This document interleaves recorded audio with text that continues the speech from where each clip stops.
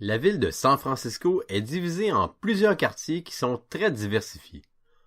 On y trouve entre autres un quartier financier, mais aussi le plus grand quartier chinois d'Amérique du Nord, ainsi qu'un très célèbre quartier gay.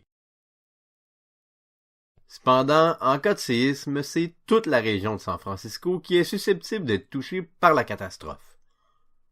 Les sismologues prévoient même que dans un futur rapproché, un tremblement de terre d'une extrême violence touchera la Californie.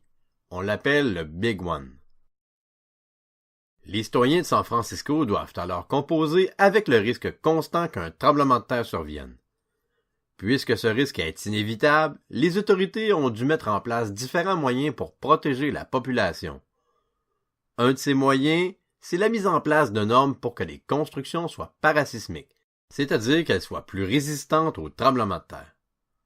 Par exemple, la forme particulière qu'elle a rend la Transamerica Pyramid plus stable face aux secousses, mais ce qui la rend plus résistante, c'est l'aménagement d'une structure métallique à sa base ainsi que ses fondations renforcées de plus de 30 000 tonnes d'acier et de béton.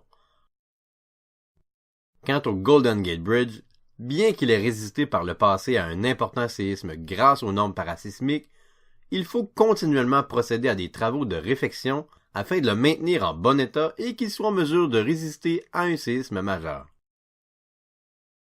Malgré ces aménagements au niveau des infrastructures, il faut tout de même préparer la population à une catastrophe.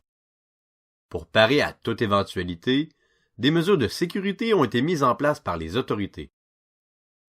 On entraîne la population à réagir rapidement face à la catastrophe. Par exemple, en se réfugiant sous un bureau et en se couvrant la tête de ses mains pour éviter d'être blessé par des débris qui pourraient tomber du plafond. On a aussi préparé des plans d'évacuation des résidents en cas de séisme majeur. Dans un tel cas, des centres d'accueil pour les sinistrés sont prévus.